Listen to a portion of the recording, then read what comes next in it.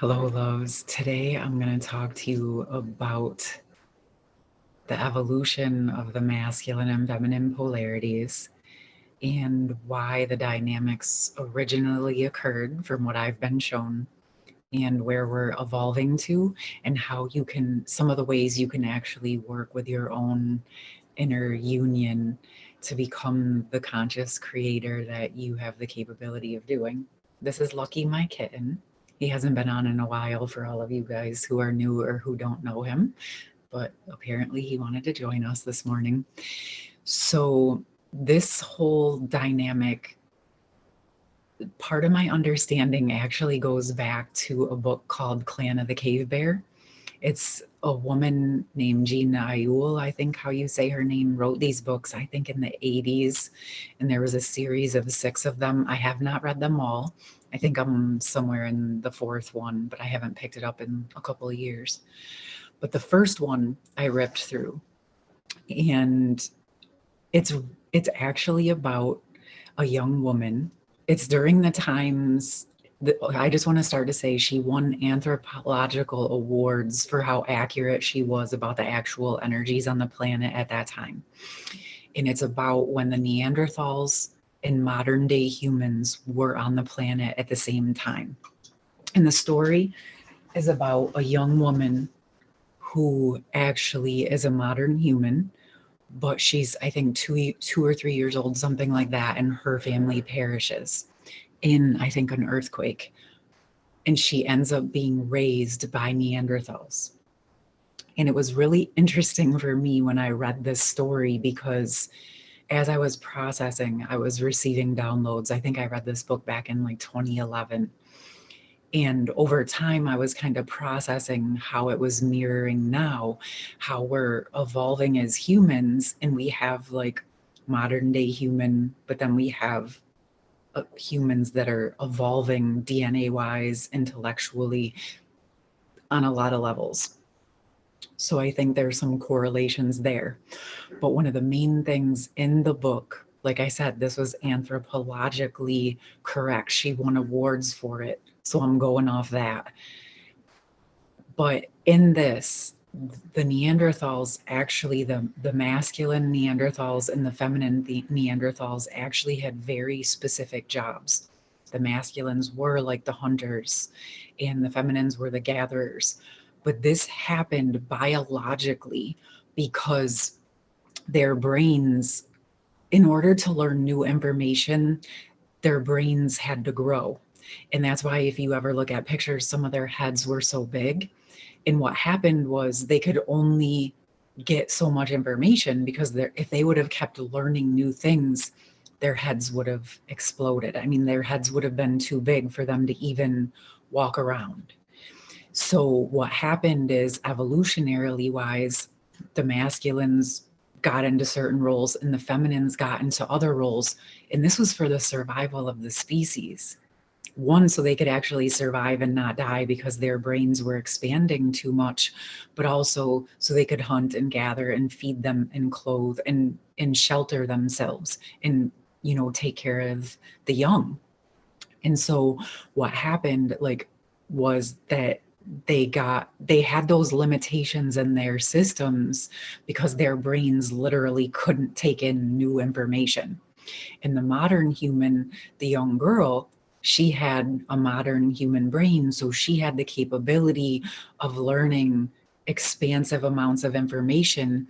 And yes, it created new neural pathways, but it didn't cause her actual physical human brain to grow exponentially. It just grew in a different way. So that is one huge evolutionary difference. The thing is that I've been thinking about recently with my conversation with Todd, and then just obviously being here on the channel in my own exploration of masculine and feminine energy.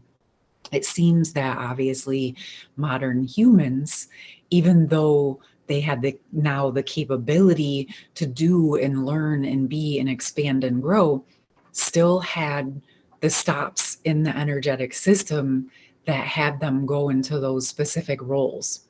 That programming that we talk about was actually part of our ancient ancestry for a very good reason at the beginning. It was, remember how I've been saying, like, your ancestors did what they needed to do to survive. Well, our Neanderthal ancestors, our cavemen ancestors, they didn't have a choice but to split into those polarities. It was the only way they actually could literally, physically survive. But that's not the case anymore. And so actually sitting here and expressing this to you, it makes sense why we see on our planet those roles, but also why we see so much toxicity connected with those. I mean, back then it made sense. It wasn't toxic. They actually were genuinely supporting one another and creating this environment to thrive within what their limitations were. But now, as modern day humans, when you have one suppressing the other or the other suppressing the other to try to stay into these roles, it actually creates the resentment and the frustrations. I can think of me myself. I actually wasn't your typical woman. Like, I didn't dream about getting married. I always did want a partner, but I never had like, oh, I want the white dress and the fairy tale wedding. Even when I was in, before I got married, I told my fiance, like, I don't want to get polarized into specific roles. Like, yes, I enjoy cooking and doing things around the house, but I also like to do yard work in different things. Like, I am a versatile person. I like to do lots of different types of things. Ironically, after we got married, there were certain things that happened that polarized us into very specific roles. And two things happened as a result of that. One, I got to actually see and feel and sense what that was like to be polarized into that feminine role and being in a role of being suppressed and controlled. And I didn't like it. I'll just keep it real at all. Hence the reason I unraveled out of it. But the irony is that it just started happening. And I think it was just kind of that intrinsic internal like DNA roles. Like, as soon as we got married, we got into those roles.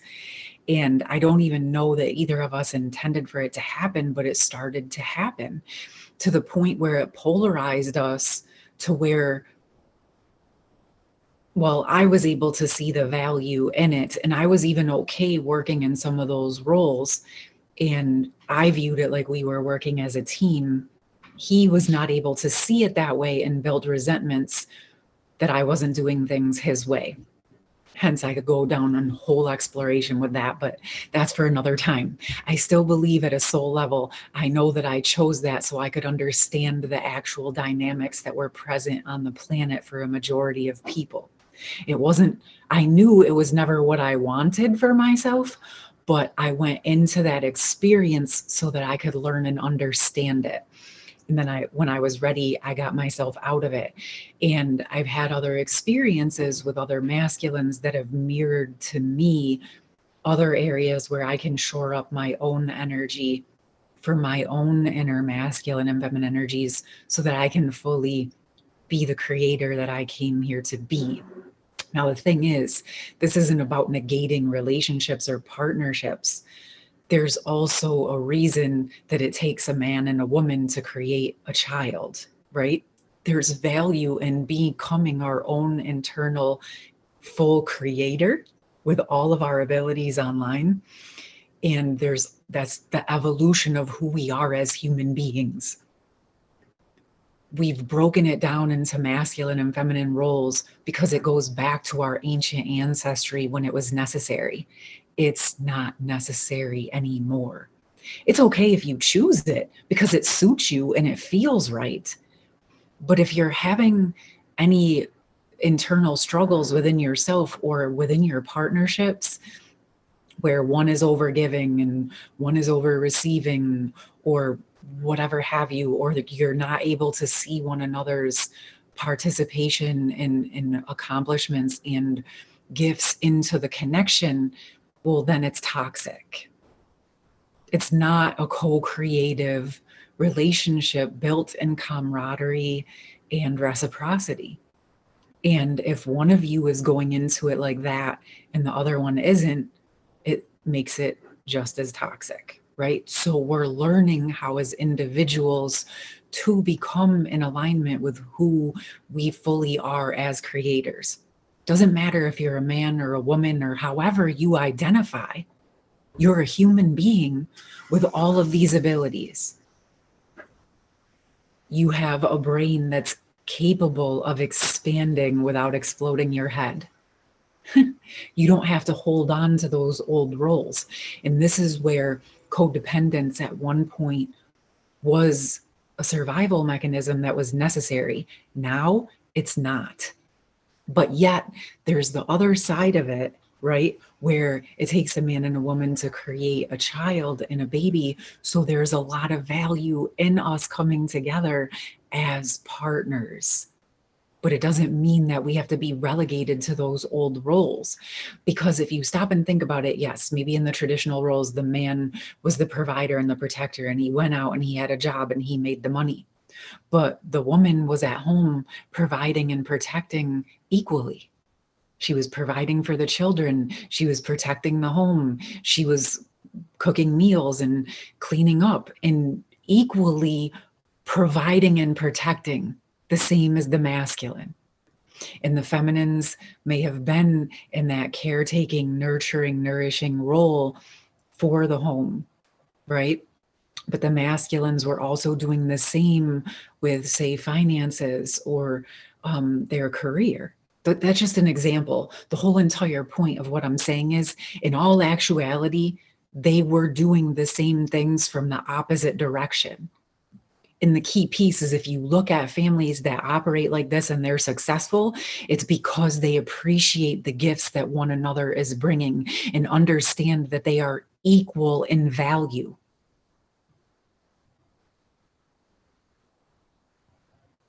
And honestly, I'm just going to let that sit there, because it's all about the agreements you choose to make. If you go into these situations and you just delegate yourself to roles that you don't actually like because you feel it's your obligation, resentments start from day one. Day one. I looked at my ex. He took on obligations that weren't even necessary for him to take on. I never asked him to. I was perfectly capable of taking care of myself before we entered into that marriage. Like I've told you guys, I was providing myself my own clothes and food when I was 11. I didn't need a marriage or a man to provide for me in those ways. I wanted someone to build with. You see what I'm saying? But whatever he had going on, he couldn't see it in that way. But that's not for me to worry about. Maybe he sees it that way now. But I'm just saying, I went into it already handling my business, already taking care of myself. I wanted to grow from my foundation in that way. I see, like I told you in retrospect, I learned what I needed to learn. I got the information from that marriage to support me in being here and understanding what a majority of the collective on the planet is experiencing. But now the beauty of that experience did allow me a different level of stability and safety that I didn't have in my life growing up. So there, like, again, there was another value. I appreciate all of my experiences. It allowed me to lean into learning how to love and care for myself and nurture myself in a different way. You know, and so now I'm in this position where I'm marrying those parts of myself together. I already knew how to take care of myself and provide for myself. In my marriage, I actually learned how to love and nurture myself within myself. And now I'm on my own and I'm able to do both of those together. And what has happened is I've released pressure from myself. I have the ability to create and take action in the ways that feel correct for me without having to explain myself to someone or to feel that I'm not doing good enough. And as I say those things, I realize those were all being mirrored to me because those were in my system as a human and as a woman. But I've been unraveling from those because I'm showing up for myself in my full energy. more and more every day. My masculine attributes and my feminine attributes together, which in all actuality are just my human abilities, your human abilities. And I feel like that's a really important thing to take from this. Yes, we are learning and understanding ourselves very deeply. And maybe this is why this conversation is up so much in our systems. Maybe this is why we're talking about it so much.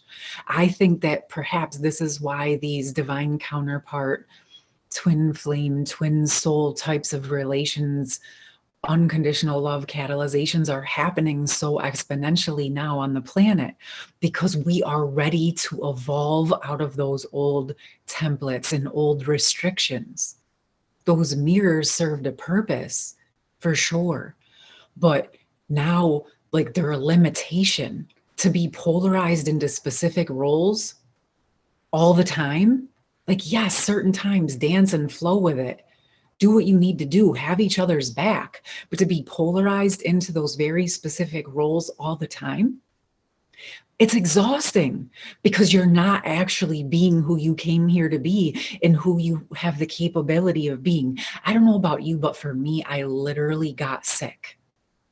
I was literally sick for years, because I was so limited within my system and my ability to grow and what I was truly capable of becoming, because I was in alignment with the agreements that those marriage had set in place. And by being in alignment with those, it was blocking my system from being able to expand what I truly am capable of. But now I'm not anymore. I unraveled out of that contract. But that was one contract. That's an example of all the agreements that we've made with the world around us in the old templates that have limited our systems from actually evolving into what we're capable of doing. So if you're in a relationship where you can't expand into who you really are, it's limiting you by your choice. If you're in a job that you don't really like, and you feel exhausted, well, you're exhausted because it's not actually allowing you to expand. This is a human condition that I think that is happening big time right now. People are exhausted, spent, frustrated, and miserable. And they're working from one end of the day to the next, and they're not happy, and they're exhausted, and they don't feel good, and they feel like they don't have time to do anything that they actually want to do, or rarely, right? But the ironic part is, it's actually because they've agreed to all of those limitations. And they don't know that there's another choice. Maybe. Or maybe they do, but they're scared to take that leap because it's so far outside of everything they were told they were supposed to do. And it's a little unnerving to go against the grain of what everybody else is doing. You're scared to go against what everybody else is doing, but you'll have a fight about politics day in and day out, those opposing views. I'm just using that as an example to say, really stop and think about what you're putting your energy and your effort into. Are you putting your energy and effort into things you don't even really want to grow? It's kind of like, imagine there's a berry bush that's poisonous and you can't even eat it. And that's all your garden is full of. And you're putting all of your energy into that, and it doesn't even produce any fruit that you can actually sustain your life with. Or would you rather go over here and plant a garden that provides you with a harvest that actually nourishes your body and your energy? So I really want you to stop and think about, where are you putting your energy, your life force? What are you using it for? Is it for actually living the life you want? Or are you using your life force maintaining